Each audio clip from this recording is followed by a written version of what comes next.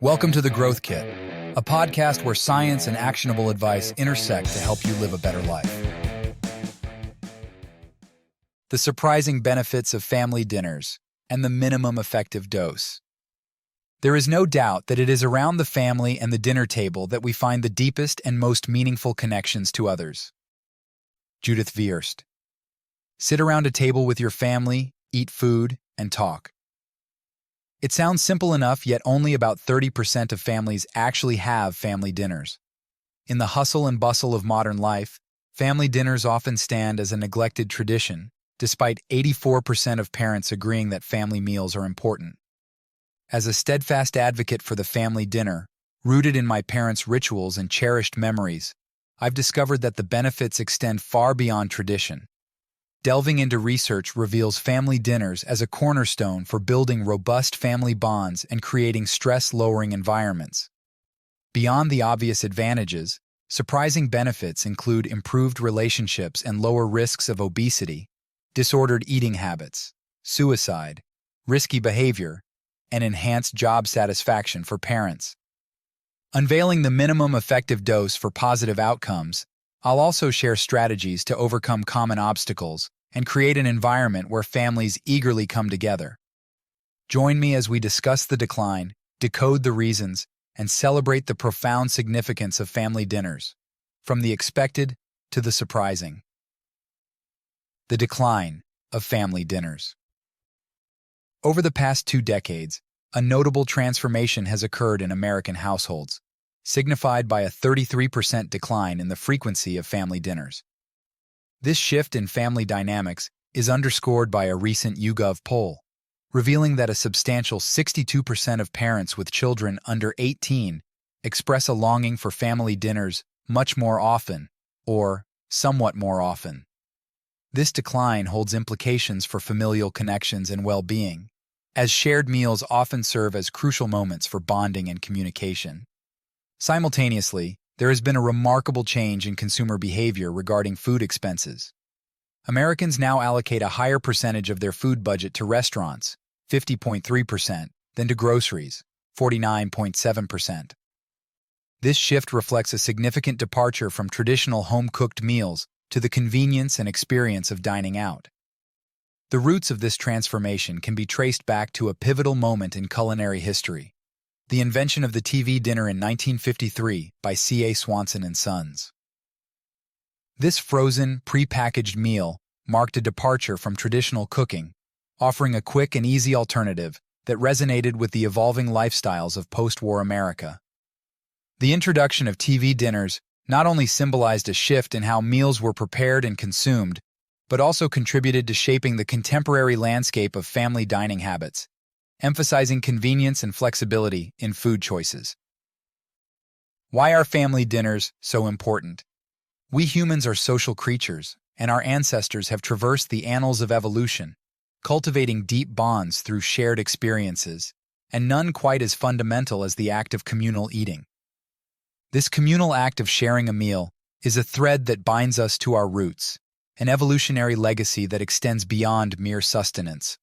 Our forebearers, who gathered around communal fires, passed along wisdom and stories, or shared the day's catch, unknowingly laid the foundation for a practice that transcends generations.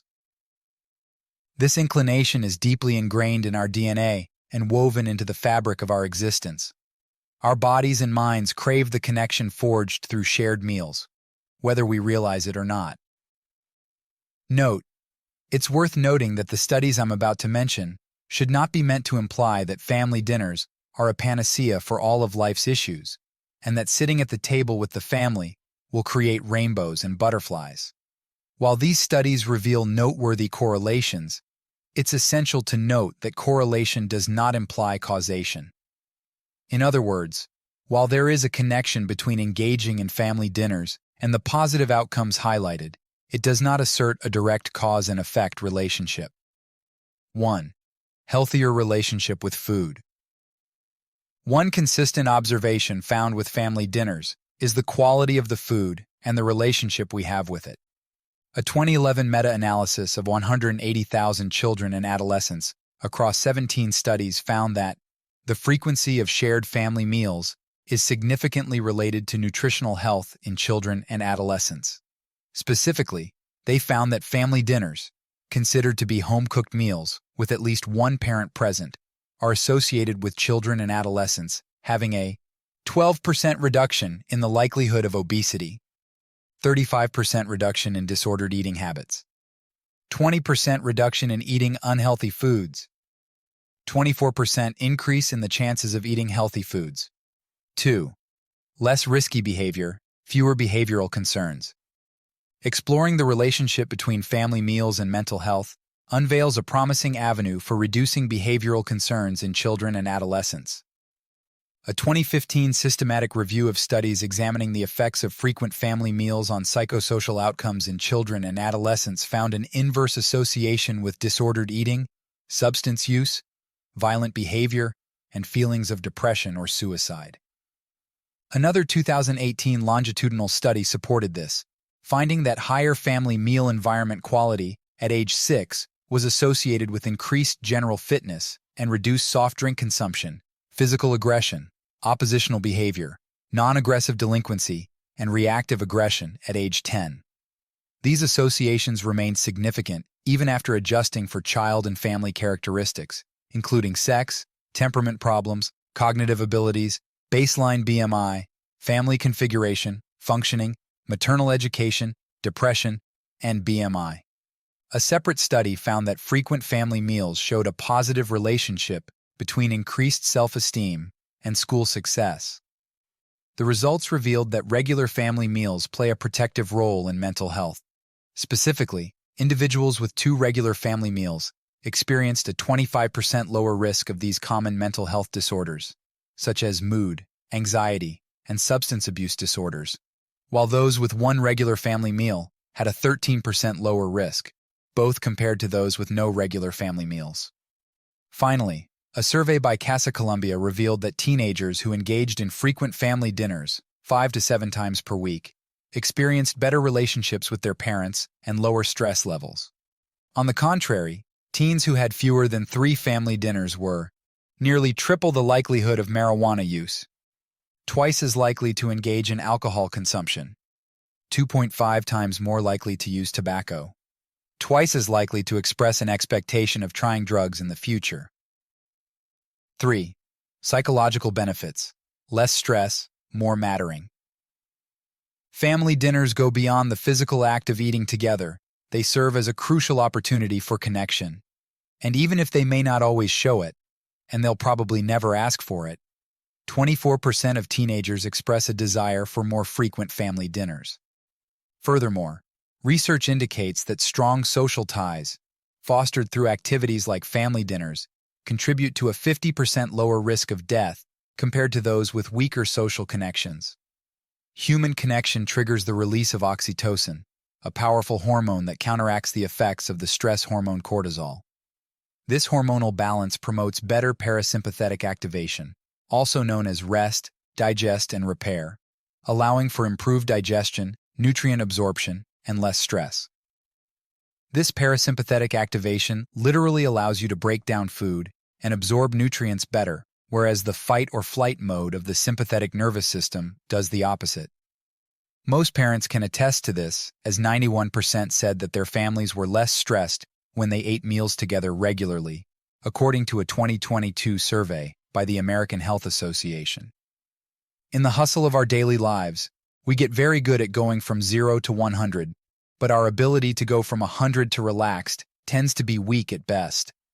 Family dinners provide an ideal setting to achieve this transition, allowing both kids and adults, yes, even the ones cooking, to unwind and feel a sense of calm and relaxation, as well as a sense of importance and belonging. Creating a space where children feel seen and heard during family dinners becomes one of the most impactful gifts parents can offer. Allowing this ritualized and relaxed togetherness shifts our mindset, which then shifts the way our brain and body function into a place that aligns with our evolutionary roots. As I've written about in The Secret of Happy People, when you're with others you laugh louder at shows and movies. But, on the flip side, there's a reason that you've never had a great meal while you were in an argument at dinner. Socialization, mood, enjoyment, satisfaction, safety, and happiness are all interconnected. Shared family meals are the perfect opportunity to augment them all. 4. Improves job satisfaction. Amidst the potential chaos reminiscent of a movie, I'm thinking Home Alone, adhering to a routine of family dinners not only reduces stress, but also contributes to lower stress and even improved job satisfaction. Researchers set out to find out just how impactful family dinners were on people's jobs, even when they worked longer hours. In a survey of 1,580 IBM employees who are parents, those who came home from work later had increased stress if they didn't make their family dinners, whereas those who did make it home in time for the family dinner felt they worked in a healthy work environment. This study also found that women who made it home for the evening meal experienced a sense of improved work-family balance even when working up to 60 hours a week, so long as work didn't disrupt dinner time. 5. Stronger families. The biggest benefit of the shared meal may be that you get to keep your finger on the pulse of what's going on with your family. Sometimes stressors and problems won't come up organically when you're passing each other in the hall or scrambling to get out the door in the morning or even watching a TV show. The dinner table creates a dedicated space and positive environment conducive to meaningful sharing. This helps build communication, trust, and support, essential aspects of a strong family. The minimum effective dose of family dinners. Based on the surprising amount of data on shared family meals, it's easy to come to a general consensus on what moves the needle when it comes to breaking bread at the table. The minimum effective dose of shared family meals is 3 per week to have positive impacts on health and well-being. While research suggests that 5 to 7 family dinners per week is associated with the most significant benefits, particularly for teenagers, consistently getting shared and screen-free table time with your family 3 times a week is a good goal to strive for. That being said, here are some other important factors. Any regular family meals are better than none, and even occasional meals can contribute positively. These meals do not have to be limited to dinner, as breakfast or lunch still show positive benefits. They're just less common, so they're not a focus in the literature. To be a family meal, it should be screen-free, with at least one parent. How to have better family dinners. Here are some strategies to have better family dinners. Strategy 1. Put away the devices. As Sean Stevenson, author of Eat Smarter Family Cookbook, says, devices are divisive. Screens are a culture picture, but they don't have to be a part of your dinner. Research has shown that the healthy food-eating benefits of family dinners fall apart when there's a TV on. One study found that when the television is off, there's a higher chance of serving fruits, increased by 14%, or vegetables, increased by 15%. On the flip side, for each night the TV is on during dinner, the likelihood of serving fruits decreases by 5%, and vegetables decreases by 6%. Another study found that 40% of adults reported using their during meals, which was linked to lower positive feeding practices like modeling and family food environment, and increased negative practices such as emotional regulation and pressure to eat. Additionally, mobile phone use was associated with a lower frequency of daily family breakfast and dinner. Strategy 2. Overcome the obstacles. Some of the biggest reasons for the lack of home-cooked meals, often at the root of these dinners, although the occasional eating in or eating out route is okay, is different schedules, too many distractions, and not enough time to prepare meals. Different schedules. Shared family meals don't have to be restricted to dinners. If late work nights and ballet classes are getting in the way of sitting together, then make breakfasts or weekend lunches a designated time for family meals. While the late night at work and the ballet class are going to be challenging, there are some steps you can take to hit the minimum effective dose of family dinners. Too many distractions. Create a routine by setting a consistent schedule for dinners, making it a habitual time for everyone to gather at the table. Assign tasks, like setting the table, to create a collaborative environment. Establishing this routine minimizes distractions and fosters a sense of shared responsibility, making it a cherished habit for everyone. Not enough time to prepare meals. Optimize time by planning and prepping meals in advance. Consider meal prepping on weekends, using simple and quick recipes, or involving family members in the cooking process to share the workload. Befriend the pressure cooker.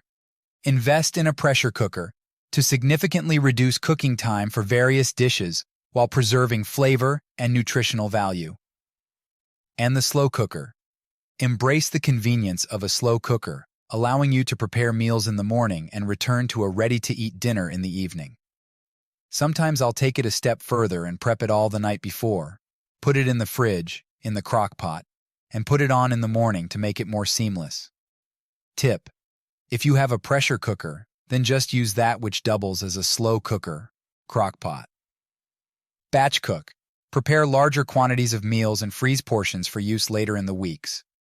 Simply double or triple the amount to have ready-to-unfreeze options for last-minute nights. Sign up for a meal delivery kit. Explore meal delivery services that provide pre-portioned ingredients and recipes, streamlining the cooking process and making it easier to maintain family dinners amidst a hectic schedule. Strategy 3. Make it enjoyable. Forcing your kids to sit at the table to check the family dinner box misses the point. Make them want to come to the table. Eat good food. Good food brings people to the table. Make it healthy. Make it delicious. If you're a terrible cook, then learn. If you're stuck in a rut of meals, then get a cookbook or find good social media follows and experiment. Leave out negativity. You may be tired or frustrated or rushed to get to the next extracurricular, but leave the negative emotions away from the table. Be flexible. Don't be too strict about who helps, who eats what, or what gets spoken about at the table. Kick in that parasympathetic activation and let it all happen naturally. Gratitude practices. Incorporate gratitude into meals, encouraging each family member to express something they're thankful for.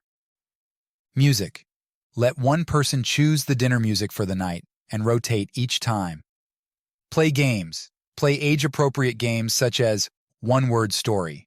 Begin with a word and each person adds another, building a collaborative story, word by word. Would you rather? Pose fun dilemmas like, would you rather have wings or super strength? And see where the discussion takes you. I spy. One person chooses an object in the room and says, I spy with my little eye. Everyone guesses until they get it right. Rose, bud, thorn. Each person shares a highlight, a hope, and a challenge from their day. 3 L's. When did you laugh? What did you learn? How did you love someone else? This last one is taken from Katie Kimball of Kitchen Stewardship. Considerations for children with special needs. Have something on the table to eat that everyone likes, but don't be a short-order cook. For kids who have explosive reactions or difficulty adjusting to new situations, be flexible and let them ease into it by having them help set the table and then leave to play or allow them to sit for shorter periods. Give kids choices. Where do you want to sit? What job do you want to do? Use a visual timer to encourage everyone to sit for a minimum amount of time. Model consistency with the meal. This goes for young children to resistant teens. Don't drag them to the table, especially preteens and teens, or threaten them with consequences, but continue to invite them. If you want more help with having better family dinners, then I highly recommend looking at the Family Dinner Project's site. The Family Dinner Project, a nonprofit promoting the power of shared meals, empowers families to connect, laugh, and learn around the table with a treasure trove, including budget-friendly recipes, conversation starters, fun games, and expert tips for making mealtimes the highlight of your day. Takeaway. While family dinners are declining, their importance for physical and mental health, as well as family bonding, remains undeniable. Implementing strategies to overcome obstacles and create enjoyable mealtimes can contribute significantly to individual and family well-being. Aim to have a minimum of 3 shared meals each week to reap some of these possible benefits. Healthier eating habits, improved mental health, stronger relationships with parents, lower stress and risk of risky behaviors, reduced stress and death risk, improved job satisfaction, stronger family relationships, improved communication and bonding, and opportunities to teach children about nutrition, table manners, and life skills. Thanks for tuning into the Growth Kit podcast. If you enjoyed this episode, please subscribe and leave a review. You can check out my website at mindbodydad.com and subscribe for more weekly insights sent to your inbox. You can also follow me on Instagram and Twitter at mindbodydad.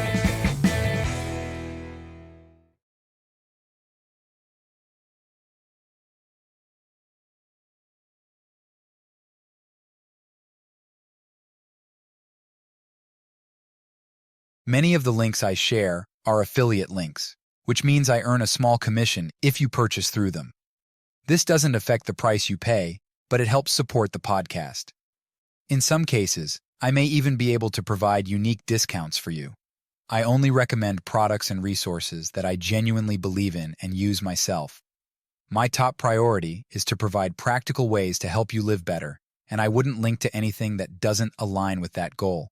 Thanks for your support.